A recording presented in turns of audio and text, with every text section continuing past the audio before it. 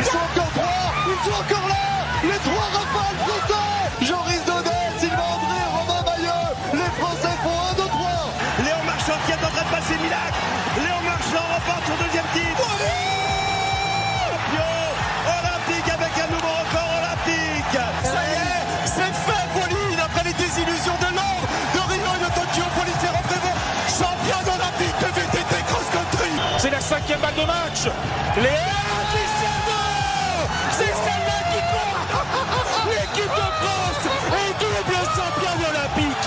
Oh, le truc délirant.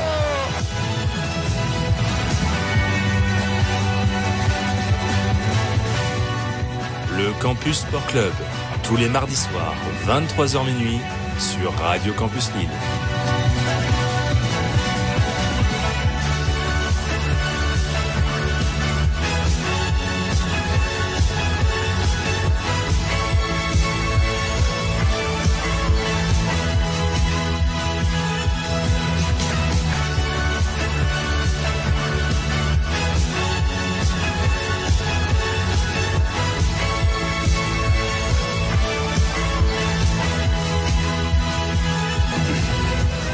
Et yo tout le monde, c'est Adrien Fedeli. On se retrouve pour une nouvelle émission du Campus Sport Club sur Radio Campus Lille.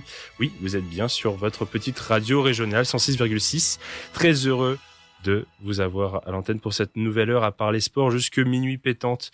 Bien sûr, on revient ensemble sur l'actualité avec deux compères ce soir. Il y a le taulier maintenant de cette fin de saison, l'habitué, c'est Monsieur Matuidi, 3 poumons. Baptiste, à ma droite, comment tu vas, petit Baptiste? Quel honneur. Ah, attends, Coco. Ah oui. Ouais, Quel voilà. honneur tu me fais. J'allais dire, on m'entendait pas. Et non, hein. Quel honneur tu me fais, là. C'est quoi cette, c'est magnifique. Bah, du coup, je m'appelle Matuidi maintenant, c'est un honneur. J'allais dire, c'est pas trop une insulte, ça va. Hein. Ah, moi, j'adore Contraire. ce joueur. Blaise Matuidi, pour ceux qui ne l'ont pas. Oui, bien sûr. Et bah très heureux avec un petit nouveau en cette fin de saison. Je te laisse le présenter bien sûr parce que Ouais. ça va pas être à moi de le faire. Oui, mais c'est comme ton padawan. Oui, c'est mon jeune padawan en espérant qu'il évolue et qu'il me dépasse peut-être un jour, peut-être pas. Peut-être. On verra Obi-Wan, on verra. Charlie qui est avec nous ce soir pour former un trio de choc. Comment tu vas, Charlie, pour ta première dans le Ça va CSC? super. Ça va super. On est content d'être ici. On a hâte de commencer. Et puis, on espère vous accompagner un peu plus longtemps encore. Ouais, t'as vu déjà, hein. Ah, il tease bien. Il a envie. Il tease bien. Il veut négocier tout de suite. Ouais. C'est en fin de saison, là, c'est les fins de saison, c'est le moment des négociations de contrats dans le CSC, si tu sais pas trop. Ouais, ce que Il y je a me d'autres suis dit. chroniqueurs qui m'ont tendu des perches, ils m'ont dit, tu sais, voilà, peut-être la saison prochaine, je sais pas. Je suis intéressé par d'autres radios je du serai pas là coin. la saison prochaine. Ah, je sais pas trop, mais du coup, c'est le running gag de cette fin de saison. Ouais. J'ai pas encore eu d'intimidation tu sais, il y a Métropolis, il y a Horizon FM qui m'ont appelé, il y a Delta qui est sur le coup. Personne m'a encore trop menacé avec d'autres concurrents, il y a RTL qui est sur le coup, tu vois. Bon, ça devrait aller. Encore. Ça devrait aller. Mais nous, on est bien sur Radio Campus Lille. On va pouvoir attaquer, comme tous les mardis soirs, cette émission. On va revenir sur l'actualité, bien évidemment, pendant 1 heure, avec, pour commencer, les traditionnels résultats. Victoire, défaite, sacre ou désillusion, on revient tout de suite sur les résultats de la semaine dans le CSC.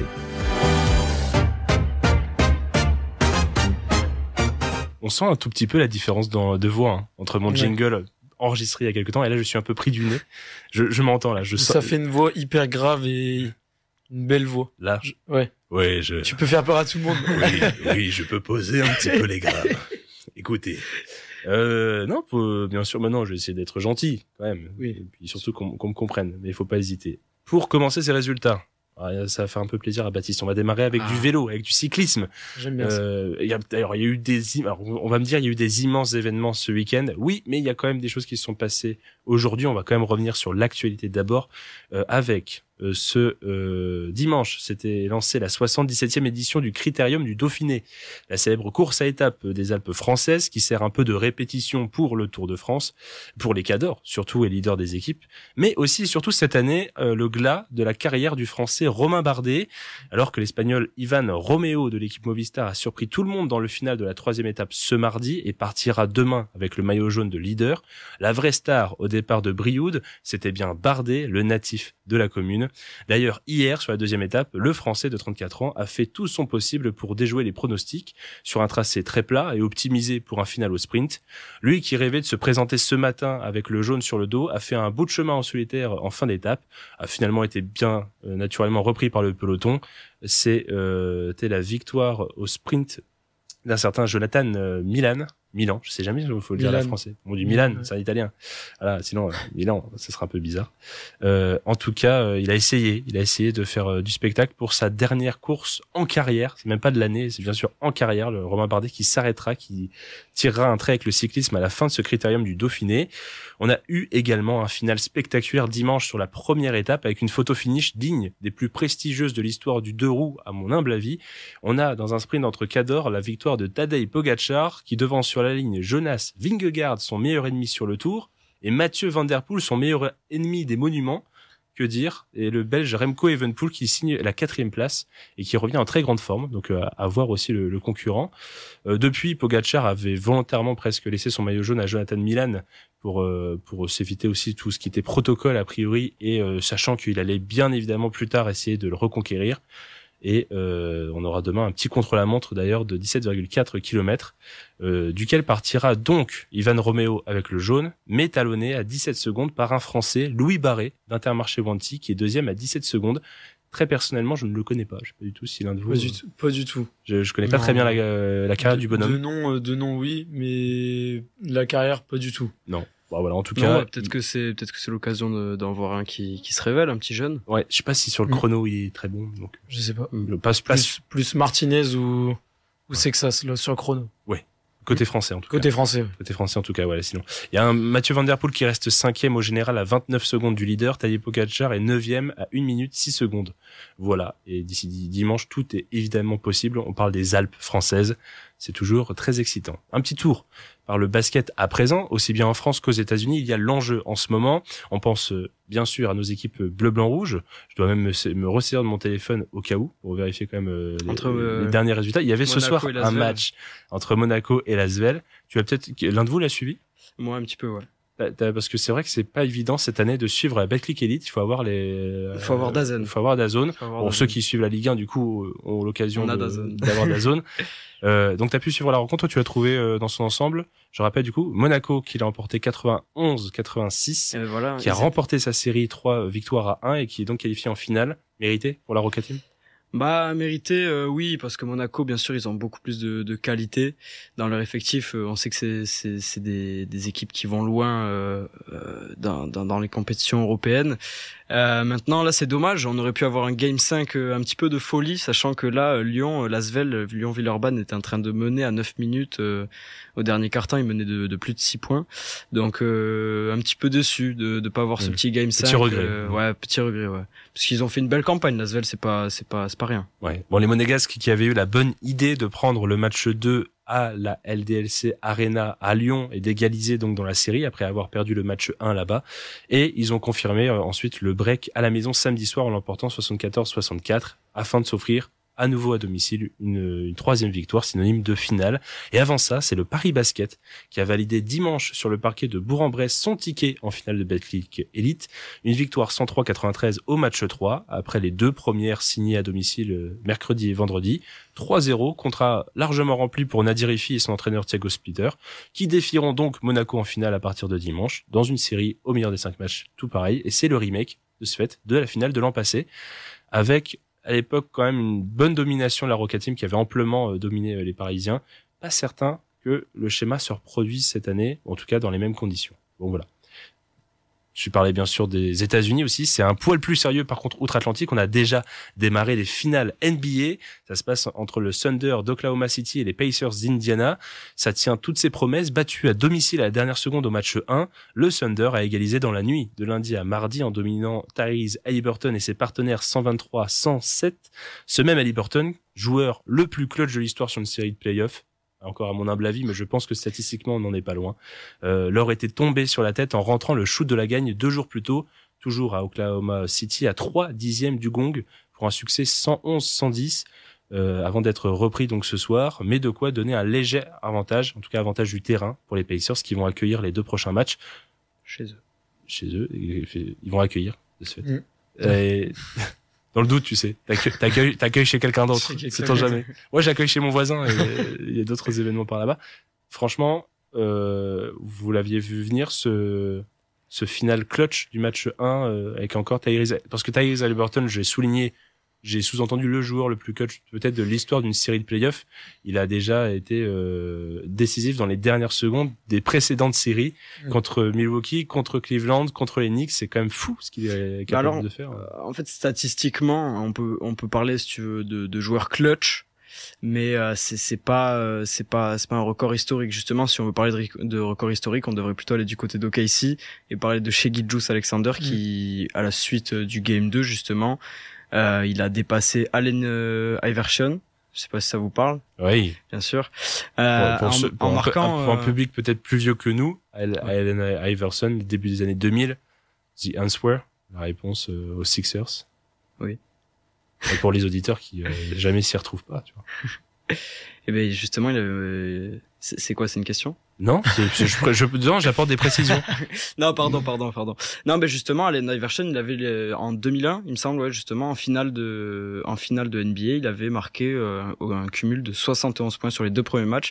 Et à la suite du Game 2 chez Gilgeous, là, il vient de passer devant Allen Iverson, justement, en marquant 72 points.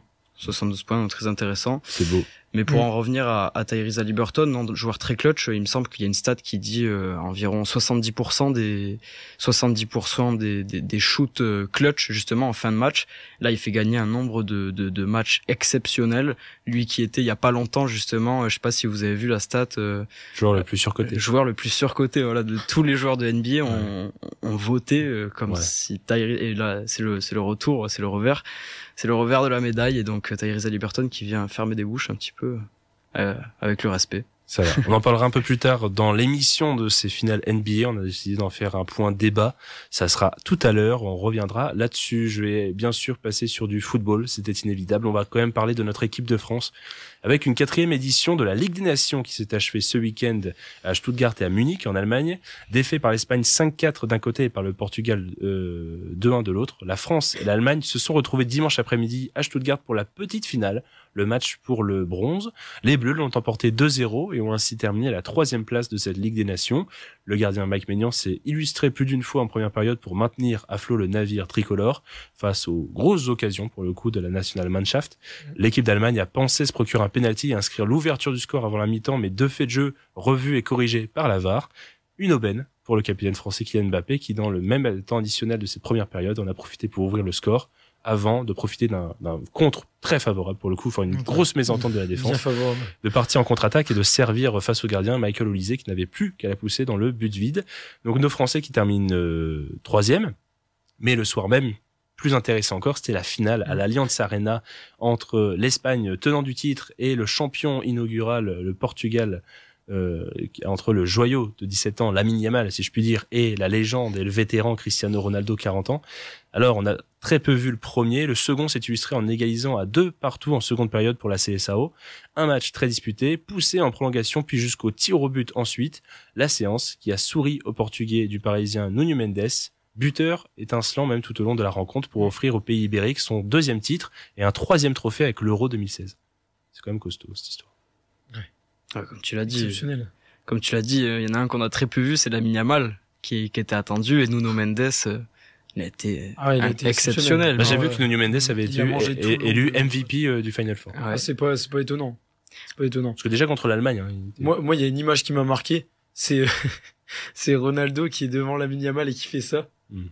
Et enfin, qui dit, là, je le mime, mais du coup, voilà, qui met un doigt devant sa bouche en faisant, en gros, chute, quoi. En faisant taire des bouches. En faisant taire des bouches. Et moi, ça montre tellement la carrière du joueur et le prestige du joueur.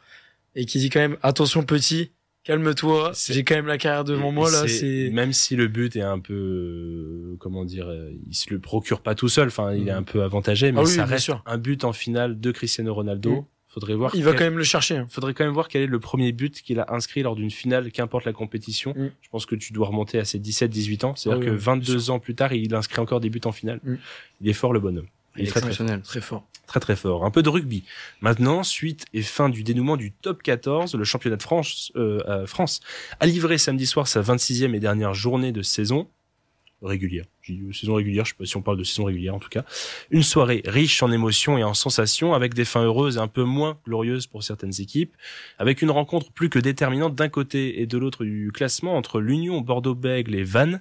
L'UBB, championne d'Europe, a d'abord buté sur de valeureux Vannetais avant de donner un sacré coup d'accélérateur en seconde période. Victoire 59-28 des Bordeaux-Béglés qui leur permet d'assurer la deuxième place au classement et la qualification directe en demi-finale du top 14, mais qui condamne Vannes, dernier et relégué en Pro D2. Une situation qui a fait le bonheur de Perpignan, tombeur du leader Toulouse à domicile 42-35, après une impressionnante et renversante seconde période pour l'USAP cette fois. Barragiste, elle échoue à un petit point du Stade Français, vainqueur de Castres 21-10 au Stade Jean-Bouin, qui lui permet donc de se maintenir quant à lui en top 14 au bout du suspense. Enfin, dans la course au top 6 et au play-off, l'Aviron Bayonnais a assuré sa 4e place derrière Toulon en battant ce dernier 18-10. Clermont a profité de la défaite du Castres Olympique pour s'emparer de la 5e place sur le gong.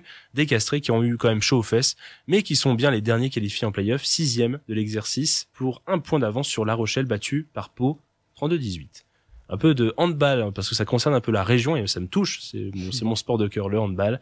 Il y a eu du stress et aussi du suspense du côté du handball féminin. La Ligue féminine a connu un sacré épilogue, c'était dimanche après-midi, entre là aussi lutte pour le maintien et adieu plein de tendresse pour des légendes du handball féminin. Malheureusement pour la région, c'est à la fois Saint-Amand-les-Eaux et l'Entente Sambre-Avesnois qui étaient sur la sellette à ce moment-là de la saison, et ça sera une saison de plus finalement pour Saint-Amand qui se maintient, qu'il a accroché dans la douleur à domicile en battant la Stella Saint-Maur à domicile, succès 24-21, qui mettait en péril la formation francilienne, elle aussi doucement au bord du gouffre, mais c'est bien la Stella qui peut sourire car de son côté, Sambre-Avesnois a perdu à domicile 26-32 contre Toulon, expédiant donc les promus sambriennes de nouveau vers la 2e division. À un autre niveau et dans une toute autre ambiance, c'est du côté du Metz Handball, déjà champion, a plus que fêté son titre à domicile contre Nice. Outre la victoire 37-26, les Messines ont surtout profité du moment pour célébrer 2 immenses joueuses, puisque Alison Pinault et Cléopâtre Darleux, 35 ans chacune, ont joué leur dernier match en professionnel. Les championnes du monde 2017 et championnes olympiques 2020 ont soulevé respectivement leur 2e et 4e titre de championne de France. Bravo mesdames. Un peu quand même. Il faut quand même qu'on y arrive. Il y a un petit peu de temps là-dessus à dire du tennis. Nous n'avons pas 5h29 au Campus Sport Club pour vous raconter Roland Garros, même si on l'aimerait, tant cette édition a connu un final aussi intense qu'époustouflant. Samedi et dimanche, c'est conclu en apothéose la 124e édition des Internationaux de France. La terre battue parisienne a rendu un verdict aussi fou que magistral. 2 chocs au sommet, que ce soit chez les hommes ou chez les femmes en simple, entre numéro 1 et numéro 2 mondiaux. Les montagnes russes des sensations fortes ont débuté avant même le week-end, d'ailleurs, petit clin d'œil grâce au parcours de l'incroyable Loïs Boisson, 361e mondiale à l'entame du tournoi et désormais numéro 1 française et 65e mondiale, 296 places gagnées, c'est fort, c'est très très fort. Boisson, vainqueur coup sur coup des numéros 3 et 6 mondiales, sera tombé avec les honneurs en demi-finale contre l'américaine Coco Gauff, numéro 2 mondiale, qui était en mission, qui était autour d'une très belle saison sur terre battue, et ça n'a pas manqué. Puisque l'avantage pour elle, c'est que son bourreau et triple tenant du titre, Iga Swiatek, était tombé en demi-finale contre Aryna Sabalenka. Il y avait champ libre. Et contre la Bélarusse, l'américaine a flanché la première, a perdu le premier set au tie-break. Mais comme pour son premier titre du Grand Chelem à l'US Open 2023, c'était déjà contre Sabalenka. L'américaine a renversé la situation et gagné un duel psychologique et physique, 6-7, 6-2, 6-4 pour le score exact. Un premier grand spectacle avant un second étouffant, magistral, il y a beaucoup trop de superlatifs le lendemain en tout cas, dimanche, 15h28, coup d'envoi de la finale du simple homme entre Yannick Sinner, numéro 1 mondial, et Carlos Alcaraz, numéro 2 mondial et tenant du titre. Prêt à marcher dans les pas de son modèle Rafael Nadal, on était loin de s'imaginer que cette confrontation irait jusqu'au 5e set, 5h29 de jeu plus tard, un super tie-break pour la joie incommensurable d'Alcaraz, toujours invaincu en finale de Grand Chelem pour son 5e titre, devenant le 2e plus jeune joueur de l'histoire de l'Air Open derrière Björn Borg à atteindre ce cap, et à la fois l'immense déception de Yannick Sinner qui aura manqué 3 balles de match dans le 4e set à 5-3 sur le service de l'Espagnol, avant de s'incliner 6-4, 7-6, 4-6, 6-7, 6-7. C'est fou quand même. Ouais, énorme cette finale. Vous l'aviez regardé? Vous étiez devant? Ouais. Pas tout, mais surtout la fin. C'est difficile je pense que à partir de n'importe quel moment auquel t'arrives dans la finale, t'as du mal à décrocher de la finale. Ouais. C'est ça. Puis à la fois tu dis on peut pas s'attendre à un tel match en 5-7, mais à la fois quand tu regardes le calibre des deux joueurs, tu peux pas te dire que l'un va rouler sur l'autre en fait. Tu peux rien t'attendre. Et c'est pour ça que même quand Sinner a 3 balles de match sur le service d'Alcaraz, est-ce qu'il y a un moment où on se dit vraiment c'est terminé? Personne ne le sait et c'était vraiment exceptionnel à suivre et j'espère que les auditeurs ont regardé ça parce que c'était un moment de sport magique. En tout cas, on vous invite, alors peut-être pas à revoir en replay, 5h29, mais je pense que même ne serait-ce que la compile des points doit durer une demi-heure. Ah oui, ça doit être phénoménal. 5h29, c'est la plus longue finale de l'histoire de Roland Garros et la deuxième plus longue finale des tournois du Grand Chelem derrière Novak Djokovic, Rafael Nadal à l'Open d'Australie 2012. C'est vous dire. Rien que la balle de match, elle témoigne complètement de la qualité des deux joueurs. C'est clair. Sinner qui sert parfaitement sur le revers et un passing à la Rafael Nadal, un passing à l'Espagnol d'Alcaraz qui s'écroule par terre. Non, c'était très fort. J'ai presque eu un peu une pointe au cœur quand même pour Sinner, parce que bon, pour le coup, mal au cœur. Mais c'est pas un peu, c'est quasi évident qu'il reviendra en finale de Roland Garros. C'est pas sa première et dernière tentative à Yannick Sinner. Voilà. Bon, en tout cas, c'est l'Espagnol, encore une fois, qui gagne à Roland. Un autre Espagnol survole complètement sa discipline. On termine avec un peu de sport mécanique et un mot de MotoGP. D'abord, Marc Marquez, actuel leader du classement pilote, a une nouvelle fois brillé et écrasé la concurrence sur le Grand Prix d'Aragon ce week-end. d'Aragon, peut-être. Je sais même pas si en espagnol on dit Aragon. Je pense qu'on dit Aragon. Mais bon, je vais dire à la française. Aragon. Voilà. Aragon. Un nouveau quadruplé, pole position, victoire sur le sprint samedi, victoire sur la course principale dimanche et meilleur tour en course, ce qui lui offre un petit matelas d'avance sur son frère Alex Marquez au classement. Il le devance de 32 points après 8 grands prix. L'Espagne qui n'a pas du tout souri aux Français Joan Zarco et Fabio Quartararo qui ont été contraints à l'abandon sur chute en début de course. C'est même le 3e abandon consécutif pour Quartararo qui n'est pas verni ces derniers temps alors qu'il avait assuré sur les 3 précédents Grands Prix avant Aragon la pole position. Comme quoi c'est mal payé tout ça. Pas de veine non plus pour finir pour le nordiste Adrien Fourmeau en rallye. Le Soclinois était très bien parti vendredi sur le rallye de Sardaigne en Italie en étant en tête du classement au terme de la 3e puis de la 5e spéciale jusqu'à cette crevaison sur l'ES8 qui a détruit toutes ses chances de victoire et permis à son compatriote et octuple champion du monde Sébastien Ogier d'assurer un énième succès en carrière, on ne les compte plus. Fourmeau termine le week-end avec un 0 pointé, le 2e consécutif après celui au Portugal. Il stagne à la 7e place au classement pilote avec 44 points. Ogier, quant à lui, se rapproche du leader britannique Elfyn Evans avec 133 points. Il ne compte plus que 19 longueurs d'avance sur le français, le britannique. Voilà. J'étais obligé de finir sur sport méca et voiture parce que ça me permet de justifier le lancement de ma musique. Parce que pour que tu saches, Charlie, je me casse souvent les méninges à chercher des musiques qui ont des corrélations, etc. Je cherchais des musiques avec la voiture, avec les sports méca et j'ai pas eu beaucoup d'inspiration. J'ai peur, là, et ça m'a bien fait marrer de... Allez, Davidson. J'ai eu peur, c'est vrai. Un peu de suprême NTM. Des fois, il y a eu des propositions très très bizarres, j'avoue. Mais là, on part sur un classique. Ma Benz. Pour régaler un peu tout le monde sur Radio Campus. On se retrouve juste après, évidemment. Le Campus Sport Club continue avec les news. À dans un instant.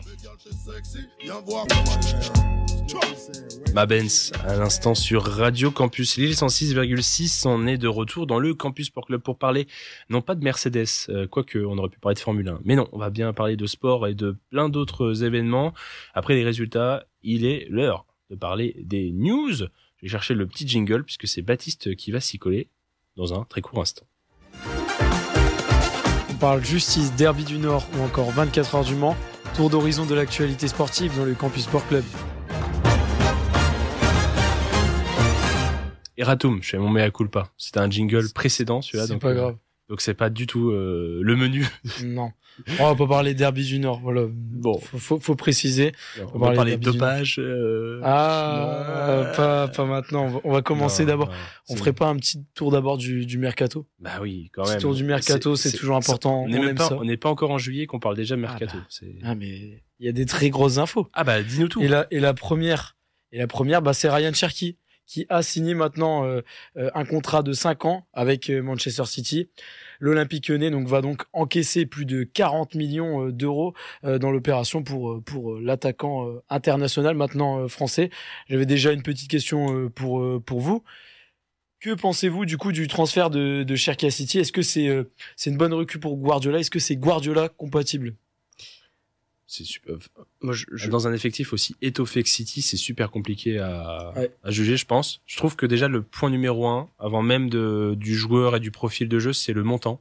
Je trouve que Lyon, du coup, 40 millions d'euros. Lyon, bien pour Lyon. Lyon, franchement, Lyon s'en sort très bien. Bien sûr. Donc, et peut-être que la carte internationale juste avant de le vendre, je sais pas si ça a joué comme un argument de alors attends, parce que oui, peut-être que. Après, pour donner un argument aussi, City sort souvent les gros chèques. Oui. On l'a vu avec Kouzanov, c'était le même montant, 40 millions. Mais vu la situation de Lyon, ils auraient pu dire non, on va jouer le plus au rabais possible. Et Cherki aurait refusé tous les autres clubs, donc. Mais c'est vrai que moi, quand j'ai vu la prestation contre l'Espagne, je me suis dit c'est une bonne chose pour Lyon, je me suis dit, parce que je me suis dit, il fait une super performance juste avant le recrutement.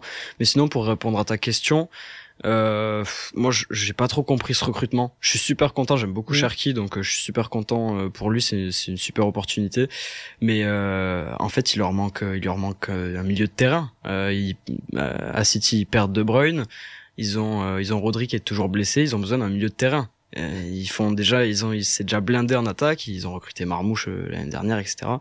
Donc moi je comprends pas trop le recrutement Cherki, et j'espère surtout qu'il aura du temps de jeu. C'est surtout ce que j'espère pour lui, parce que c'est bien de signer d'un grand club, mais s'il a pas de temps de jeu, c'est dur. Je pense tout porte à croire que pour moi Cherki a l'air plus à l'aise au cœur du jeu. On voit aussi avec des gens essayer en 10, en tout cas être un peu en électron libre, à voir si Guardiola va s'adapter à un dispositif où il veut un électron libre justement derrière Haaland. Il peut changer son système de jeu aussi. Oui, mais j'ai presque peur qu'il le cantonne à un côté. Eh ben c'est ce que je me suis posé comme question. Moi je me suis dit aussi, parce que vraiment leur besoin dans le milieu, c'est vraiment un besoin nécessaire. C'est plus un besoin. Donc est-ce qu'il voudrait pas le faire jouer en 8 peut-être? Je sais pas du tout. Non, je sais pas. En tout cas, pour l'instant, on n'a pas de rumeurs niveau milieu. Bon, on continue du coup Manchester City toujours avec pareil une officialisation. Toujours pas un milieu, désolé Charlie. C'est le transfert du latéral gauche de Wolverhampton, Riyad Ait-Nouri, qui a été officialisé donc ce lundi. Il arrive en provenance de Wolverhampton contre environ 50 millions d'euros. Donc là encore une très grosse somme. Du côté d'un autre club anglais, on va passer par Chelsea, qui a officialisé l'arrivée du jeune défenseur de Strasbourg, Mamadou Sarr. Son contrat donc est signé jusqu'en 2033. Pour son, là c'est la prison là. Je pense que j'aurais 2 enfants. Ils l'ont condamné. Je serais père. Ah bah là, en espérant qu'ils le prêtent quand même un peu, un tout petit peu. Mais connaissant Chelsea, je pense qu'ils vont essayer. Chelsea cherchait aussi un portier et la piste que Mike Maignan semble de plus en plus froide chez les Blues. Ce matin, la presse anglaise comme italienne a révélé que le dossier Mike Maignan à Chelsea était dans une impasse. En effet, les Blues ne voulaient pas offrir plus de 15 millions d'euros pour le joueur. Son contrat donc jusqu'en 2026. Quand l'AC Milan en attendait 25 millions, voire 20 millions selon les divers échos. Quelques heures plus tard, RMC Sport annonce que le gardien numéro 1 de l'équipe de France ne signera pas chez les Blues aujourd'hui, avant la Coupe du Monde des clubs de la FIFA. Donc ce dossier n'est pas forcément terminé, même s'il est en mauvaise posture. Mais si jamais les Rossoneri ne parvenaient toujours pas à s'entendre avec Chelsea, Maignan ira au bout de son contrat et du coup s'en ira libre, assurent les confrères de la presse française. On continue donc pour les clubs de Ligue 1 maintenant avec l'Olympique de Marseille qui multiplie les pistes. Après avoir trouvé un accord avec le milieu de terrain international anglais Angel Gomez en fin de contrat avec le LOSC, oui Charlie, Mehdi Ménassia et le board marseillais travaillent sur le dossier menant au défenseur international marocain de West Ham, Naïef Aguerd. Des discussions ont d'ores et déjà eu lieu avec l'entourage du joueur. En plus de cela, le club phocéen avance sur 2 autres dossiers défensifs, à savoir Nelson Semedo qui a plutôt fait une bonne finale aussi en Nation League, en fin de contrat avec Wolverhampton, pour renforcer donc le côté droit de la défense marseillaise, mais aussi pour apporter de la qualité sur le côté gauche avec un certain Lensois, Facundo Medina. Du côté des départs pour le club d'Ansois, en plus de la perte de Facundo Medina, le RC Lens pousserait vers la sortie Florian Sotoka selon la Voix des Sports, même si rien n'est toujours sûr. On continue encore par un transfert définitif et encore d'un Français. Clément Langlais et le FC Barcelone ont trouvé un accord de pour la résiliation de son contrat. Le défenseur international français rejoint définitivement l'Atlético de Madrid jusqu'en 2028. Et du côté du rival madrilène, on savait que le défenseur international espagnol Dini Hussein allait rejoindre le Real en provenance de Bournemouth, mais il a été officiellement présenté cette fois-ci sous ses nouvelles couleurs. On continue toujours du football, mais avec une très mauvaise nouvelle, surtout pour le club de la Paillade. L'ancien joueur de Montpellier et actuel coordinateur de l'Olympique Lyonnais, Daniel Congré, a été retrouvé grièvement blessé d'un coup de couteau près du cœur lundi à son domicile. Une enquête policière a été ouverte alors que son état de santé serait stabilisé. Alors, selon nos infos, il aurait tenté de mettre fin à ses jours. Donc, d'après le parquet de Montpellier, au journal Le Parisien, il se trouve pour l'instant dans un état stable au CHU de Montpellier. En parlant de blessures, même là, c'est beaucoup, même si c'est beaucoup plus léger, là, faut faire quand même, toute autre mesure. Toute autre mesure.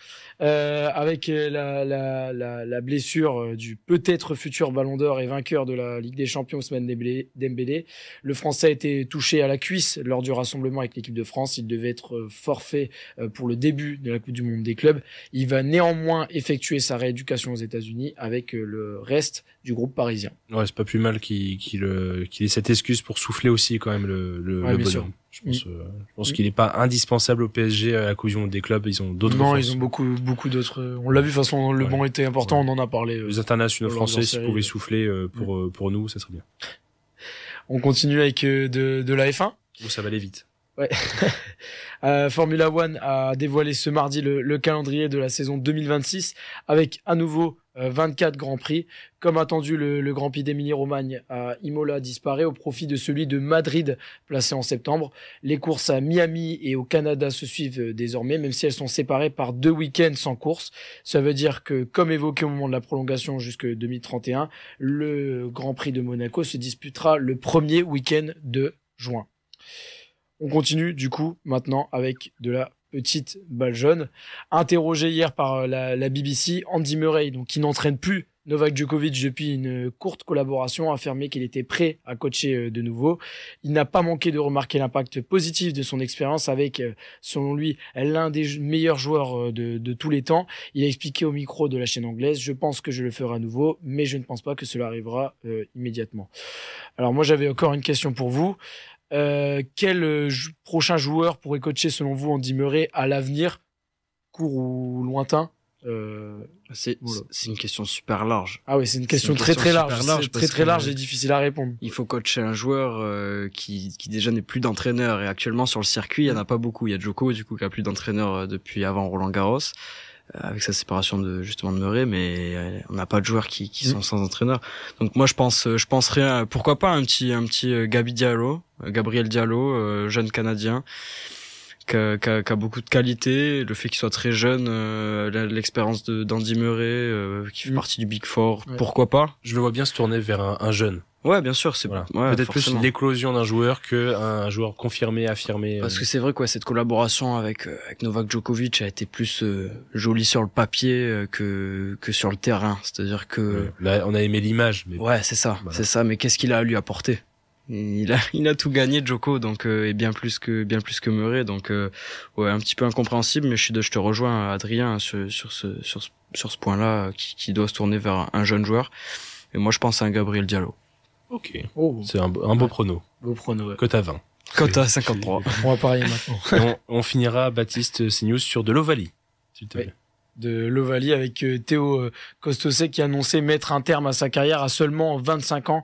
Le centre passé par le Racing 92, l'Aviron Bayonnais et depuis 2022 le RC Vannes a annoncé sur les réseaux sociaux mettre un terme à sa carrière.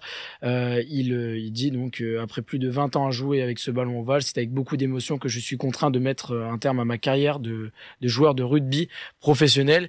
Et c'est aussi une mauvaise nouvelle pour le Stade toulousain. Selon l'équipe et RMC Sport, Ange Capozzo, évacué sur civière lors de la défaite du Stade toulousain face à Perpignan, souffre d'une fracture du péroné de la jambe gauche. Sa saison semble donc être terminée pour lui, qui avait déjà manqué la phase finale pour cause de blessure. Merci beaucoup Baptiste pour ce beau petit tour d'horizon des news. On va profiter maintenant de quelques minutes dans le Campus Sport Club, comme d'habitude, avant de marquer une petite pause. Ne vous inquiétez pas. On va un peu débattre ensemble. Enfin, est-ce qu'il y a vraiment des débats sur les sujets du Campus Sport Club? Pas toujours. Des fois, on arrive à plutôt bien s'entendre. Alors, Charlie va vivre l'expérience du débat ce soir. Si tu reçois une bouteille d'eau de la part de Baptiste, c'est tout à fait normal. C'est des choses qui arrivent. C'est pas une gourde d'eau. Non, il y a pas. Non, ne porte pas plainte, quoi, s'il te plaît. Non. Sinon, on aurait des sacrés problèmes. On est souvent d'accord avec. Les gars inventent des histoires pendant les soirées à la radio. C'est ça le pouvoir de pas être filmé ou de pas savoir ce que les gens. Voilà. Bon, c'est beau. En tout cas, débat du soir, parce que je suis perdu dans mes blagues. Je l'ai annoncé tout à l'heure, les finales NBA. On dit les finales, oui, ça paraît bizarre. Les gens diraient c'est une finale, mais on dit les finals. Yes. On dit les finales NBA, c'est pour aussi expliquer aux non-initiés.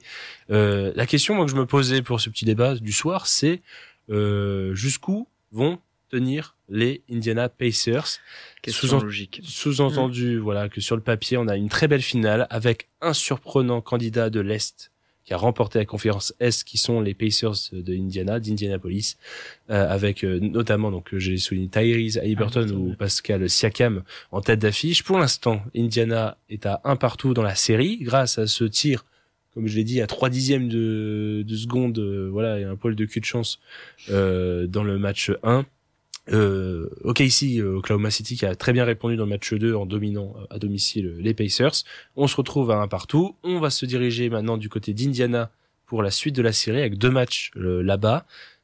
Donc ma petite question, jusqu'où peuvent tenir bon les Indiana Pacers? Ça sent un peu le scepticisme sur à un moment donné ça va craquer, à moins que l'un de vous les voit champions. Non, je voulais avoir votre avis là-dessus. Moi, je suis pas du tout sceptique quant à la suite de cette série. C'est-à-dire que pour moi, pour faire un parallèle catastrophique, c'est un Sinner Alcaraz. C'est-à-dire que c'est une équipe tellement talentueuse.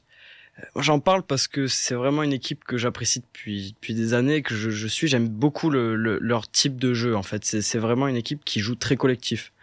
Il y a moins de stars. C'est-à-dire que on avait le joueur le plus overrated, on a Pascal Siakam mais qui finit MVP quand même des conférences, voilà. En fait, c'est vraiment, il y a plein de petits noms, alors qu'à côté on a chez Gilgeous, au-dessus de tout le monde, Chet Holmgren, pourquoi pas. Et en fait, cette équipe peut aller très loin parce qu'elle joue collectif, elle joue, il y a pas de grande star. Donc pourquoi est-ce qu'elle n'irait pas aussi loin? Elle a déjà prouvé qu'elle a pu sortir des équipes exceptionnelles qu'on voyait déjà en fait aller au bout justement de ces finales. Donc moi je les vois peut-être dans un game 7 à la fin aller au bout, quoi. Ouais, bah en fait là ils ont pris l'avantage comme tu l'as répété tout à l'heure. D'être capable de gagner sur le parquet d'OKC dès le début de la série, ça peut aussi afficher clairement les ambitions, et que sur le papier, un match de basket en tout cas à ce niveau-là, c'est largement prenable d'un côté comme de l'autre.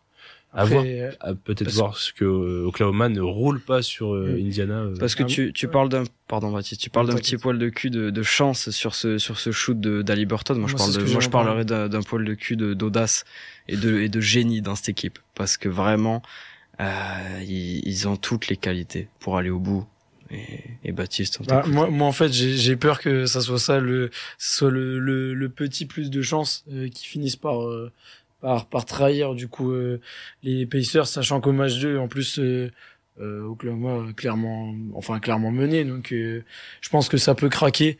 Et honnêtement, je vois vraiment dès le match 3 Oklahoma prendre les devants, surtout avec un Shai Gilgeous-Alexander qui a été exceptionnel tout le long de la saison. Voilà, le match 5 ça s'est joué à rien du tout. Je pense que s'il n'y avait pas eu ce shoot à 3/10, bon ça ferait 2-0. Et justement après peut-être que Charlie, t'as peut-être raison, peut-être qu'au match 3 s'il y avait eu 2-0, peut-être que les Pacers auraient pu revenir, et voilà, on aurait parlé peut-être comme tu dis d'un Sinner Alcaraz entre guillemets, avec des gros guillemets, mais moi je vois clairement les Oklahoma City. J'ai un tout petit peu arpenté les statistiques des 2 premiers matchs, évidemment. Alors étrangement, pas étrangement, mais je me suis rendu compte en regardant les statistiques principales, en n'allant pas fouiller des choses très tactico-techniques. Si je prends juste des gros points importants du basket, sur le match 1 perdu par Oklahoma City, en termes de tirs tentés, on note 98 tirs pour Oklahoma contre 82 Indiana, tu tentes 16 tirs de plus sur une rencontre, c'est énorme. Hein. Ils sont presque à 100 tirs tentés. C'est ça qui est bien. Tu finis par avoir quasiment le même scoring à la fin.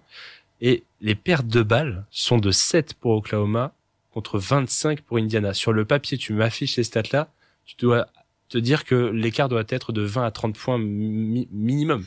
C'est pas possible autrement. En fait, c'est justement en voyant. C'est ça qui est assez impressionnant. Et là où sur le papier, sur le match 2 qui est gagné 123-107 par Oklahoma, je suis retourné voir les stats. Et les statistiques sont quasiment toutes à l'équilibre.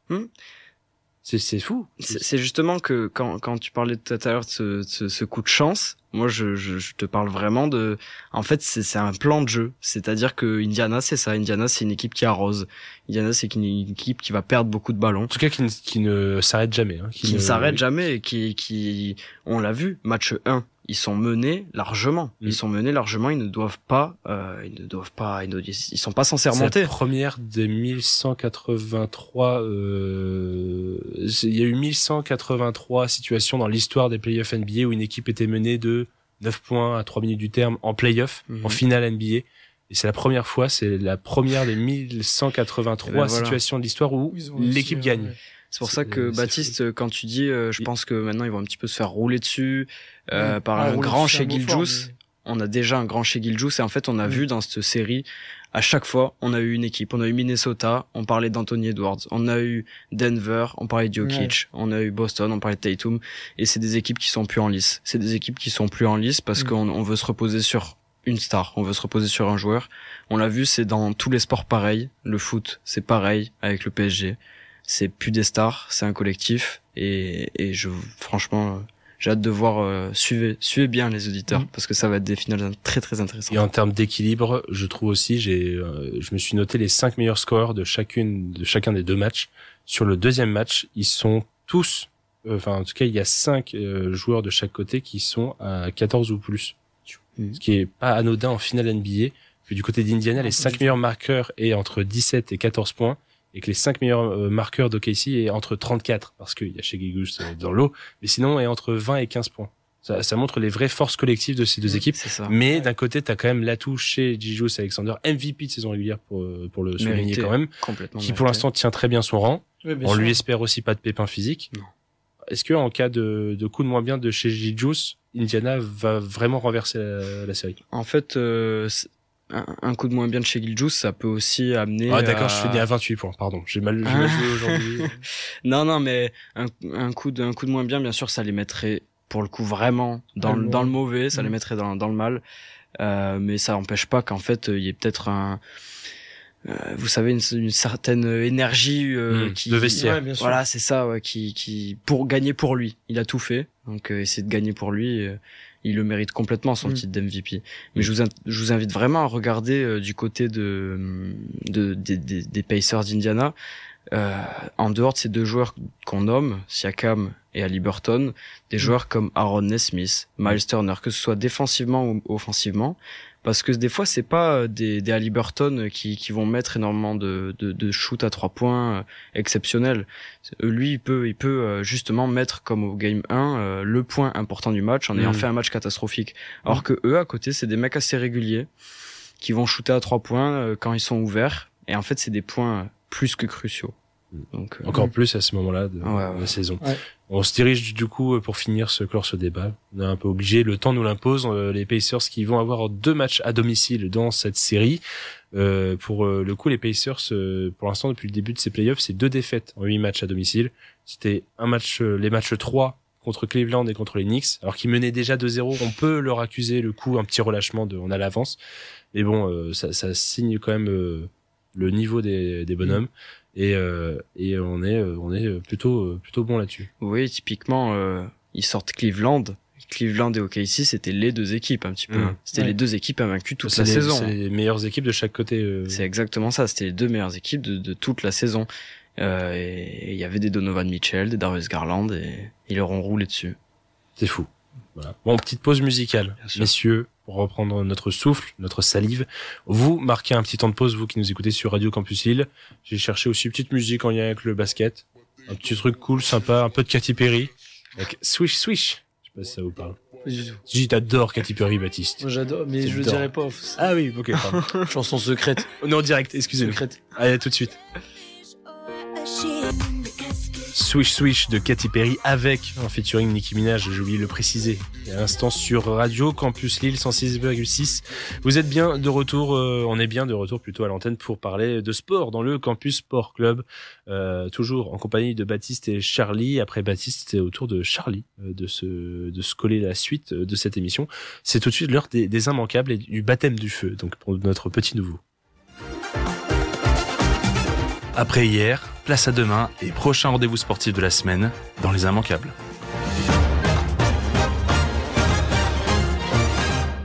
C'est le sport incontournable, c'est souvent par lequel on commence les immanquables. Charlie, on va parler football, mais on va partir très très loin de l'autre côté de l'Atlantique d'abord.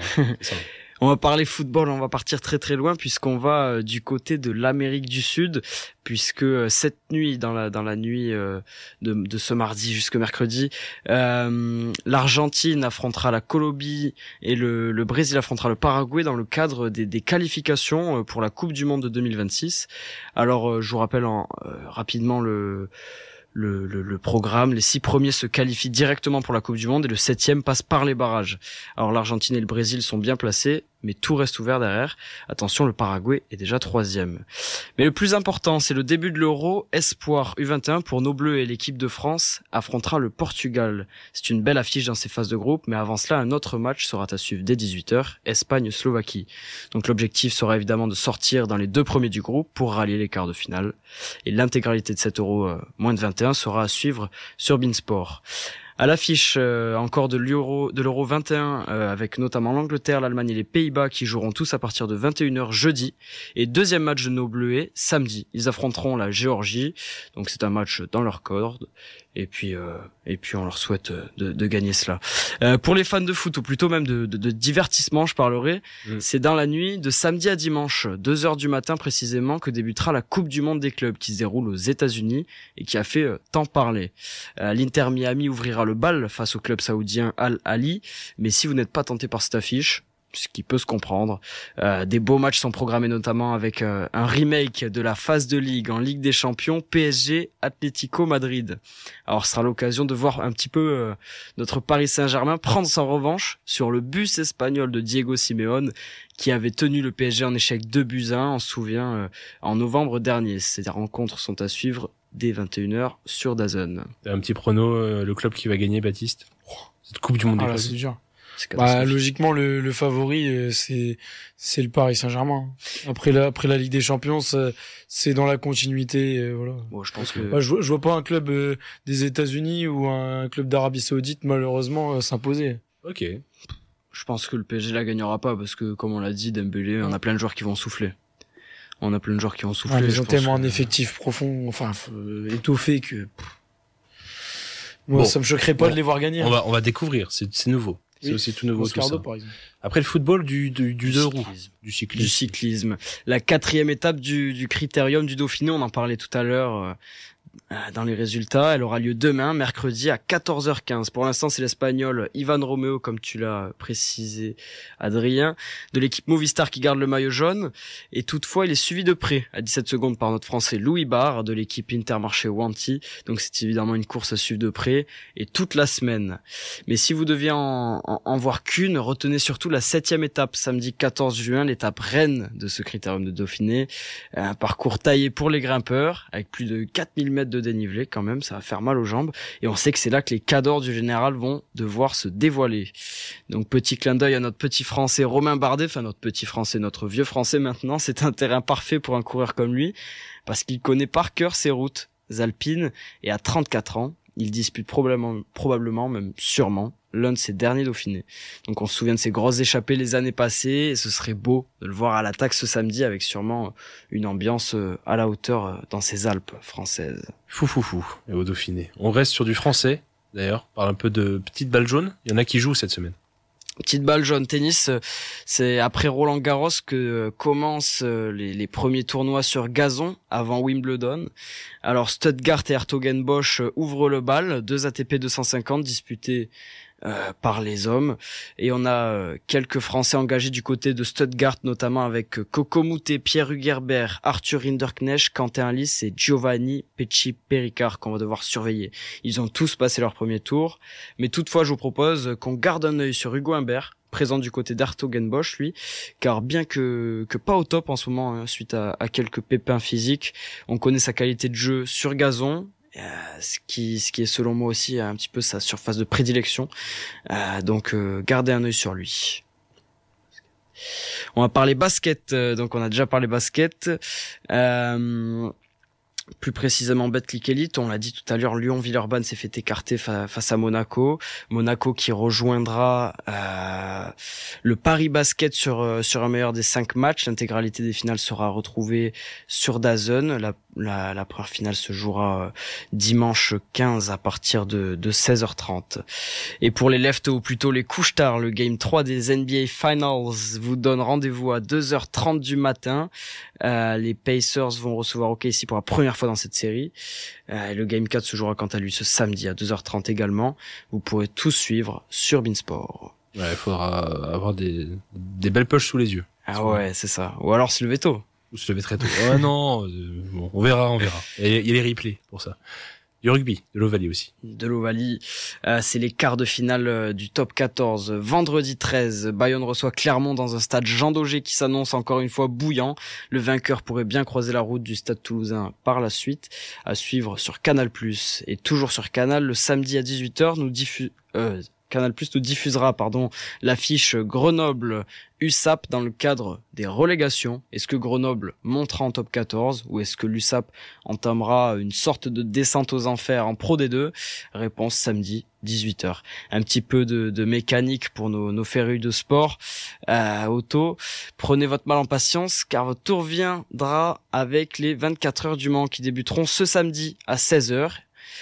Mais aussi, et enfin dernier jour du week-end, vous pourrez suivre la Formule 1 avec le Grand Prix du Canada qui débutera à 20h, course à suivre sur Canal+, et dernière course avant la tournée européenne estivale. Ça promet tout ça, il y a de quoi faire. Ça promet, c'est une semaine bien remplie. Il y a plus Roland Garros, mais il y a de quoi se servir. Le sport ne s'arrête jamais. Baptiste, tu vas te délecter de quoi cette semaine? Maintenant que tu es en vacances? Ah oui, mais oui, pardon, il faut encore que je t'allume. Je vais regarder quoi? Je pense que c'est pas étonnant. Je vais regarder le Critérium du Dauphiné, bien sûr, pour voir notre bardée nationale à l'honneur. Ça va me faire pleurer, je vais avoir les larmes quand je vais le voir partir. Un peu trop, mais c'est pas grave. Et sinon, Coupe du Monde des clubs, je pense, parce que ça peut être une compétition intéressante. Je vois que tous les clubs commencent à s'investir dans le sujet, donc pourquoi pas Coupe du Monde des clubs? C'est tenté par ça. Peut-être un petit a priori sur les joueurs alignés. Est-ce que c'est l'occasion de faire tourner aussi, parce que je pense que saison marathon. On prenait l'exemple du Paris Saint-Germain tout à l'heure. Moi, je pense que ça peut être l'occasion justement de redonner du temps de jeu à des Warren Zaïre-Emery, des jeunes joueurs du PSG, des Mayoulou qui a fait une bonne campagne européenne, 2 buts le petit buteur en finale, 2 buts en 4 matchs et but en finale, donc prestigieuse entrée, prestigieuse campagne européenne pour Mayoulou. Mais je pense que des jeunes joueurs comme eux auront leur place. Ça peut être une bonne chose. On voit que on parle de divertissement avec effectivement des clubs qui viennent de partout, mais là, premier match de cette Coupe du Monde des clubs, on a le PSG qui affronte l'Atlético de Madrid, qui est un énorme club. Donc ça va être sympa. Très sympa. À suivre quand même. À suivre tout ça sur ta zone TF1. Merci beaucoup, Baptiste. Merci, Charlie, pour cette première. Merci à toi. Merci à vous. Merci à celles et ceux qui nous ont écoutés jusque-là. Et il est bientôt minuit. On vous laisse avec les musiques de la nuit sur Campus Lille. Et d'ici là, je vous dis, portez-vous bien. Portez-vous bien.